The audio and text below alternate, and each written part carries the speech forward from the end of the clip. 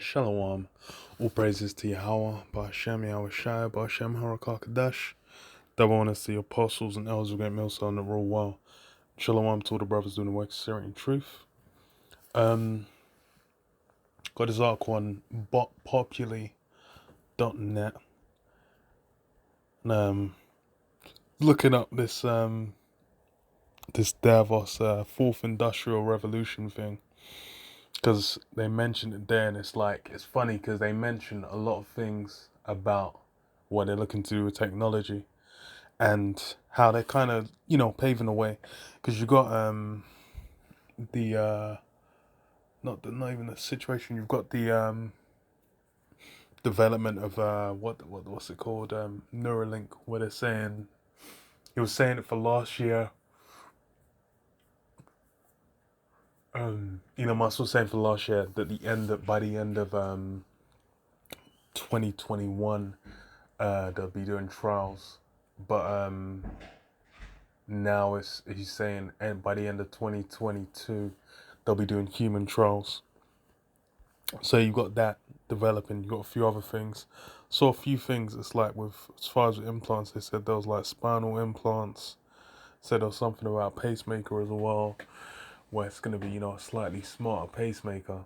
And in general, and that's the thing as well, they've already kind of got certain implants. Like I did a video forever ago on how the birth control, they do it in the UK. I don't know if other countries do it as well, where girls can get like an implant in their arm for like birth control. It'll basically, I think it'll last like a year. They'll get in for like a year, and it will just basically work like the pill without having to take it.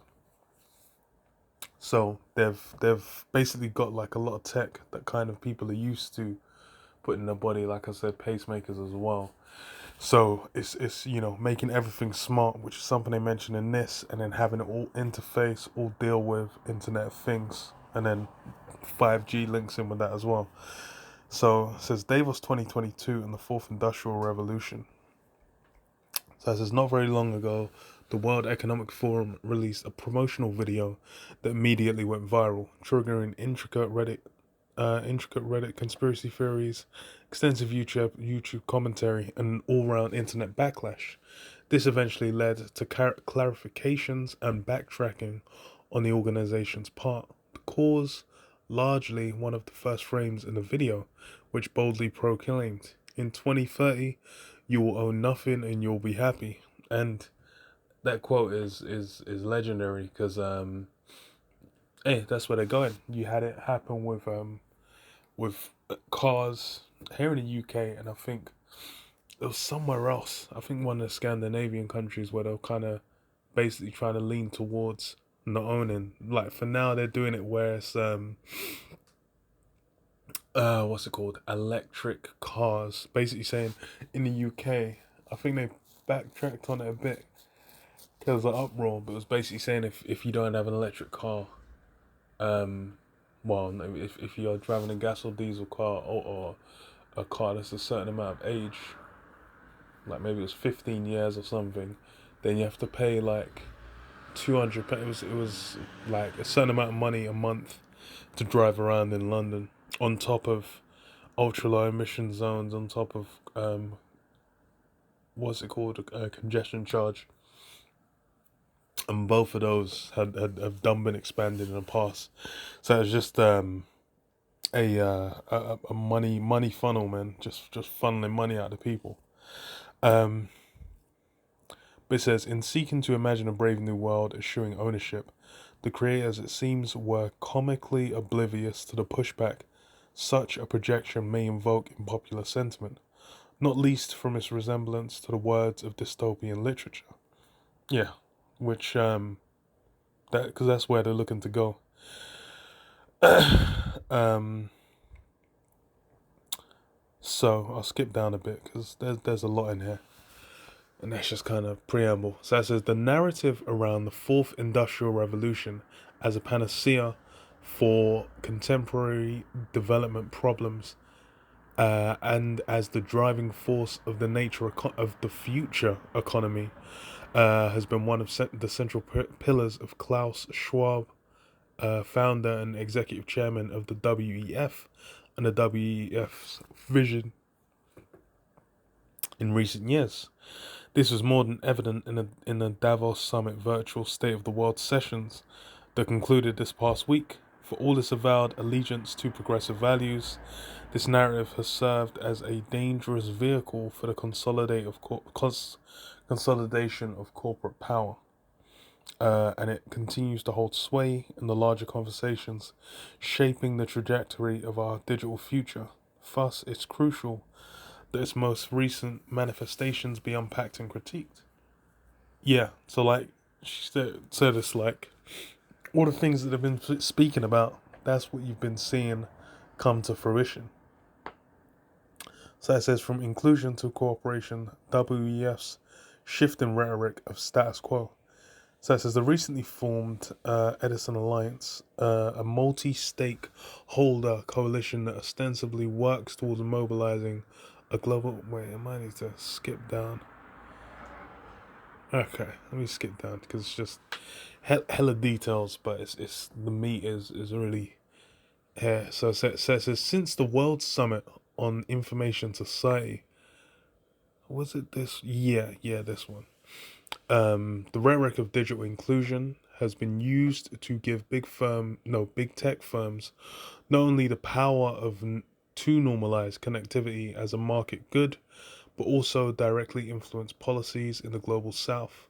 More recently, mobile operators have demanded that states prioritize the release of spectrum, with an eye on 5G networks and Internet of Things applications to allow the market to build new, smartified, innovation environments. Yeah. So everything's leaning towards what? The Internet of Things, having everything on 5G, having it all connected, where every device is smart. There's nothing dumb anymore. It's not like you're gonna have, and it's even like now, because with it's you had it come out of nowhere where they had like Google Home, Amazon Alexa. I feel like there's another one I'm forgetting. I think Apple have one as well, but Apple's one ain't as big. But you had those helpers. It started really from Siri, and then it just kind of has developed from there. Because on Windows, they have it from Windows 10, or maybe it's Windows 8. They had like Cortana, where you could ask her questions or get her to look certain things up or whatever. And then Google as well. That's been on like Android phones for the longest, where it's like you say "Okay Google," and then it'll beep up. And then same for like the Google Home, and that means it's basically always recording, always paying attention on these things.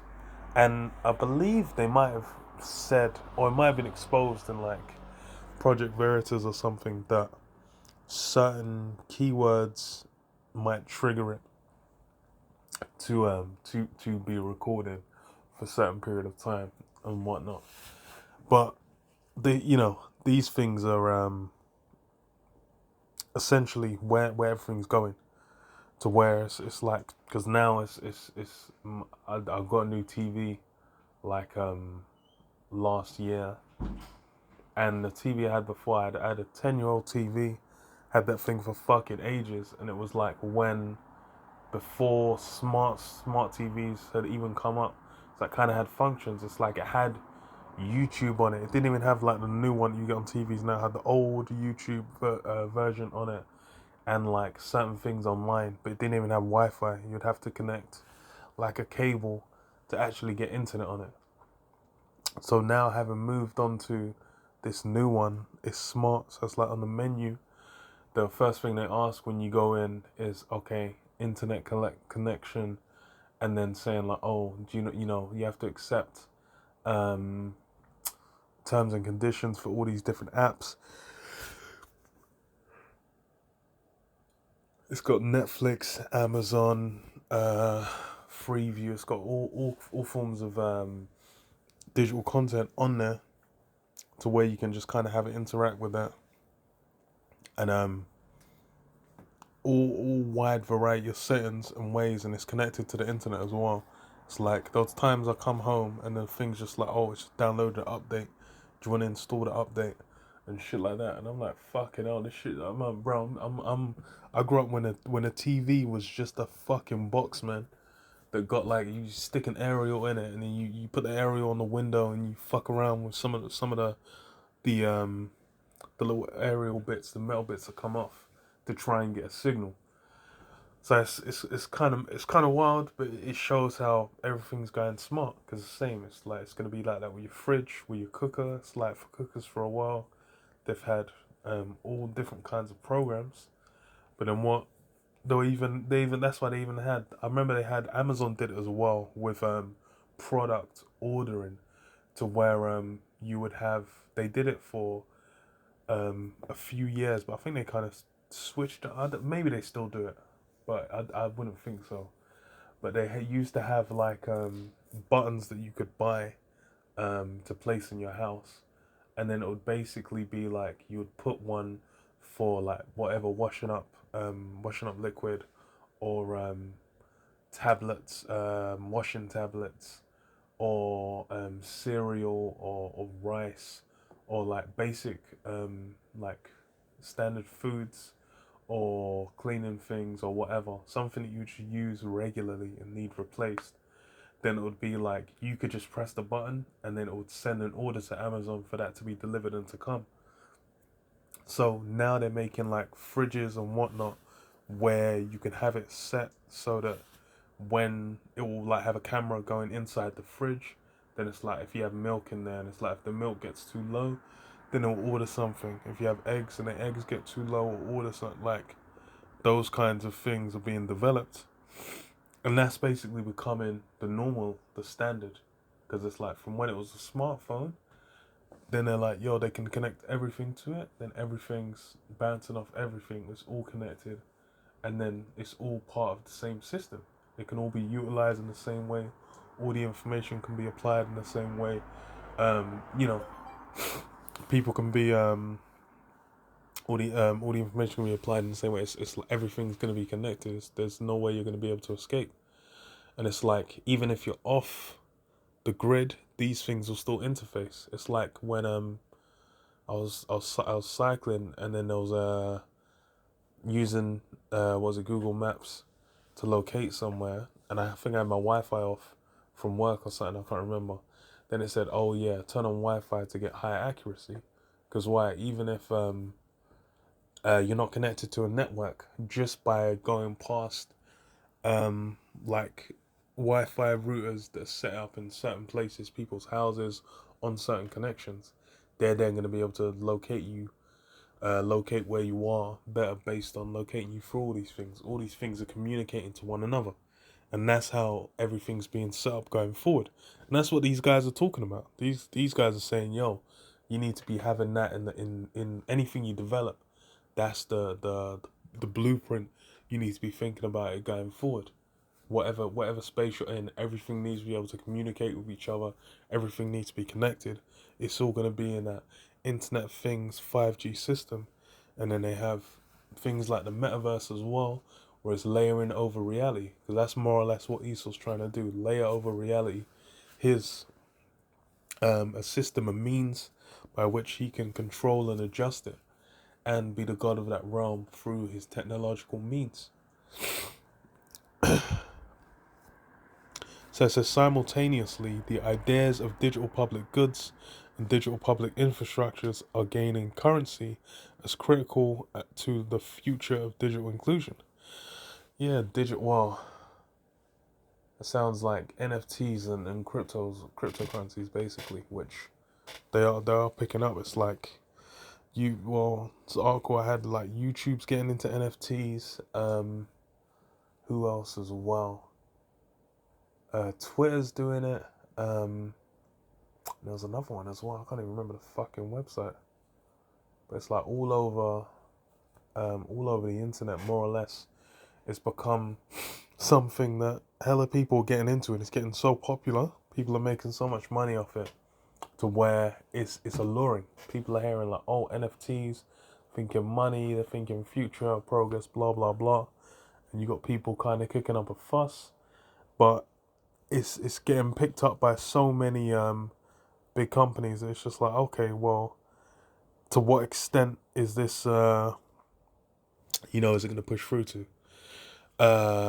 Future of digital inclusion. So it says in a recently published article by the WEF that coincided with the Davos sessions, it was argued that when building their digital infrastructure, governments have three main options: build their own solutions, often too costly and technically challenging; lease or buy proprietary technology, which can limit customization; deploy digital public goods, including open source softwares okay, so digital public goods probably means something else in regards to what how this is being applied. So it says that meet UN standard DPG, UN governed DPG standard, allowing customization and digital sovereignty. However, the conception of data sovereignty in the discourse on DPGs is completely decoupled from any framework for global governance of data resources that can ensure public interest in the deployment of these new infrastructure/goods, prevent capture of open data by big players, and safeguard human rights. Rather ends up open washing the political right political right of people to self-determine how to govern their data. Yeah, basically everything it's all open, man. All that info is basically being shared.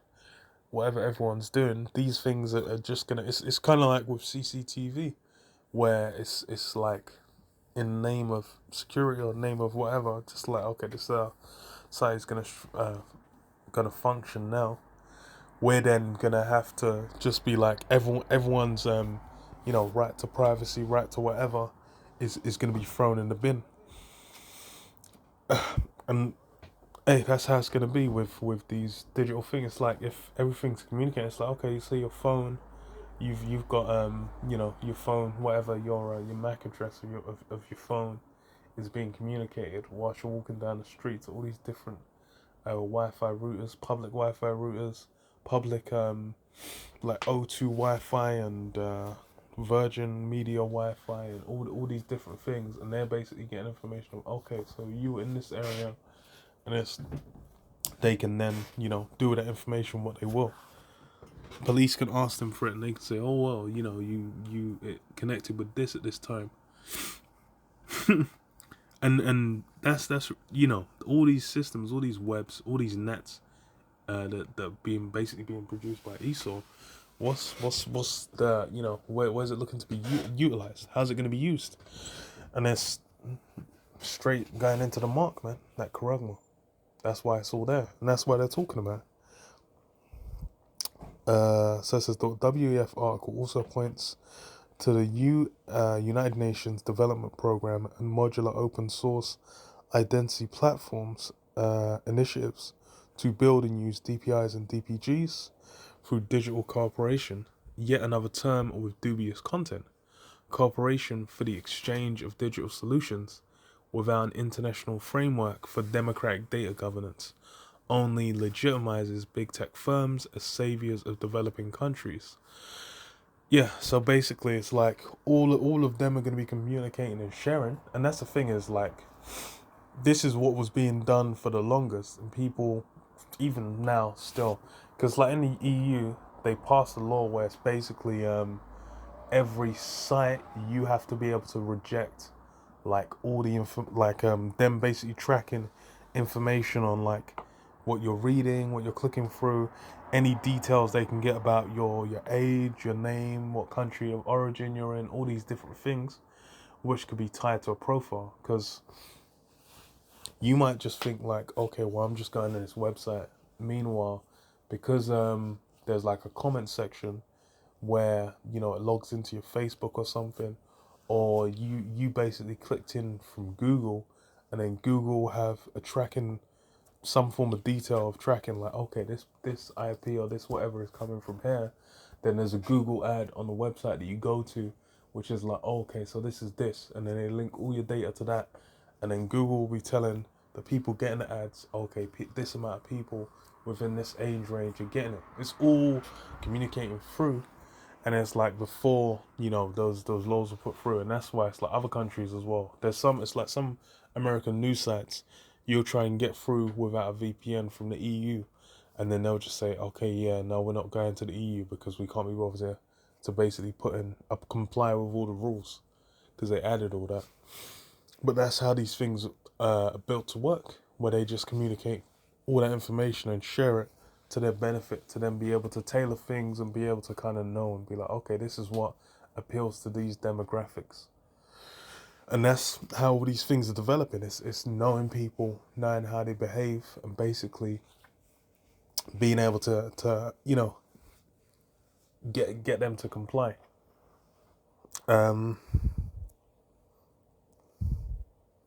So it says So it says solutionistic cooperation. So solutionistic cooperation conflates the technical with the political by hijacking the double. Bro, I don't even know what they're saying. This is what the widespread consensus to cooperate through the exchange of solutions is also worrisome for its lack of attention to citizen data rights. For instance, the UNDP MOSIP consortium holds up CO Win, a C19 max management registration in India to credentialize Mac YABs as a best practice. Based on India's Aadhaar digital ID platform, CO Win has been widely criticized for storing MAC status of Indians along with their digital ID information without data protection law. So yeah, that's another thing. These databases, about basically, if you've got the YAB, if your status of being infected, not infected, all these things, other data as well attached to it, your name, age, even address, your GP, like in the UK, your GP as well. These things can all be kept in, tracked, and planted onto you, man. And that's where these guys are going, man. That's where all this is pushing. It's pushing to basically a point where it's gonna be all these things are gonna be interlinked. They're all gonna communicate with one another. They're all gonna update to each other. There's gonna be big databases basically behind it where they can track and interact with them and manipulate certain things based on this. And that's where they're looking to develop.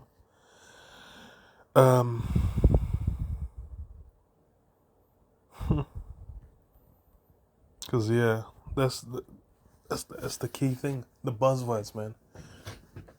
That fourth industrial revolution is what moving into Internet of Things, 5G, having all these things communicating with one another.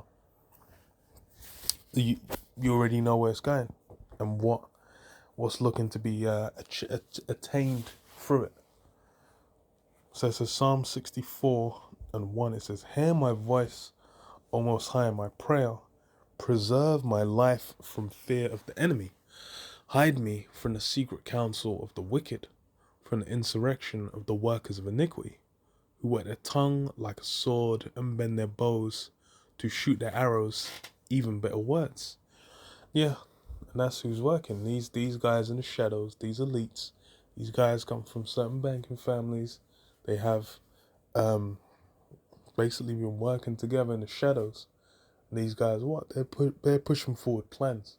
These guys have agendas. These guys are working towards a goal. They're not just all of a sudden spring this out of nowhere. They're not just doing this on a whim. This is them desiring to get something in. They want to get in. That Charagma is a key part. That's why they've been building off these infrastructures, progressing everything to the point where people are now looking at it and they're in their minds being prepared to accept it, man, to accept that system. It says that they may shoot in secret at the perfect. Suddenly do they shoot at him and fear not. And that's what they're looking to do. That's who they're aiming for. Jake. They're shooting in secret at the perfect. They've had from the onset of this whole situation been aiming down sights at Jake. Whenever any statistic comes out, any situation, any circumstance, they're always saying like, oh, well, these blacks, the blacks and Hispanics the ones most at risk. They're the ones who need to be compliant.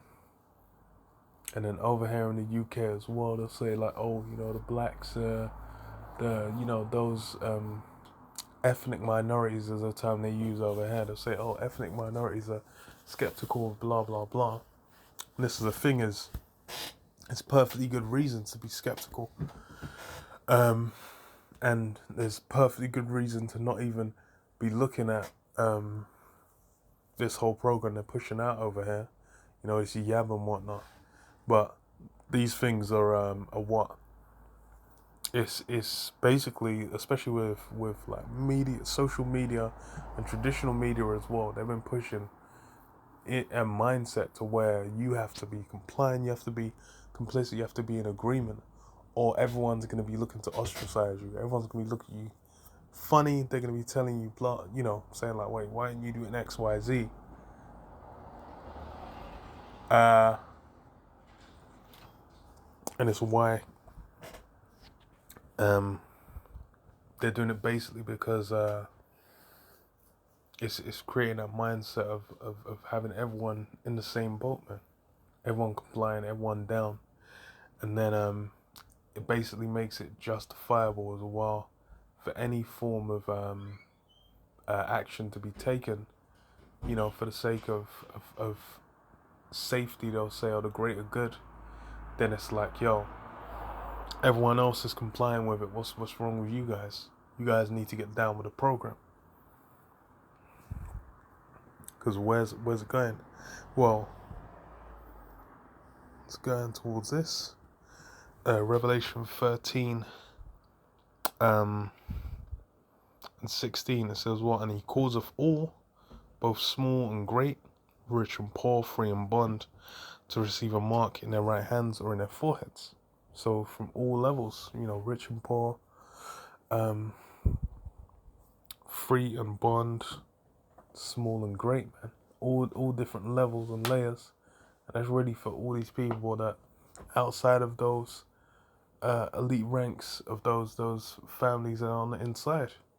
Everyone else is going to be made complicit. All these guys that seem like, they're on a super level, the guys that put up as a public faces, like, the Elon Musk, the Bill Gates and whatnot, the Warren Buffetts, the what's that guy's name?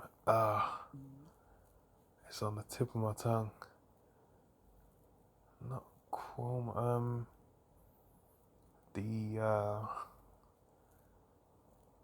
I can't remember. I remember the fucking guy's face, but I can't remember his name. These guys are basically pushed out as those of the super elite status. They're basically going to be caught in that as well. They're not out of being compliant, right? They're having to comply with the system. They're going to be cogs in the wheel of it. But then what it's for everyone to get, and that's the desire, that's the fervent wish of these elites. It says that no man might buy or sell, save he that the mark or the name of the beast or the number of his name. Yeah, you ain't gonna be able to buy or sell. You ain't gonna be able to partake in the system. You're not gonna be able to do anything without complying, and that's where they've pushed these. They've pushed mainly the max, and what they're building the infrastructure around it to then be like, okay, look, if you want to travel, you want to go and do certain things, you want to go into supermarkets, you need to have certain medical procedures or whatnot, then it's going to require compliance. And why is that?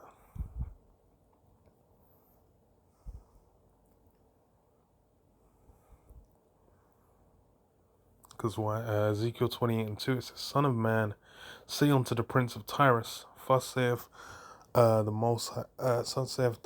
Most High, Yahweh, because thine heart is lifted up, and thou hast said, I am a God, I sit in the seat of God, in the midst of the seas, yet thou art a man and not God, though that thou hast set thine heart as a heart of God.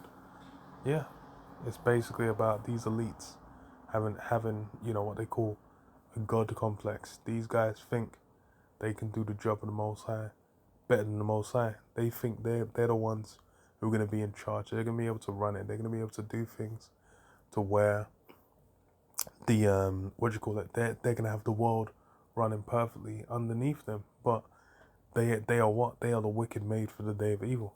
They've got a job to do, which is to bring death and destruction and confusion, which is what they're bringing. But they've deluded themselves into thinking that they're bringing some form of righteousness. They've deluded themselves into thinking the Most High is behind them. But hey, it ain't so.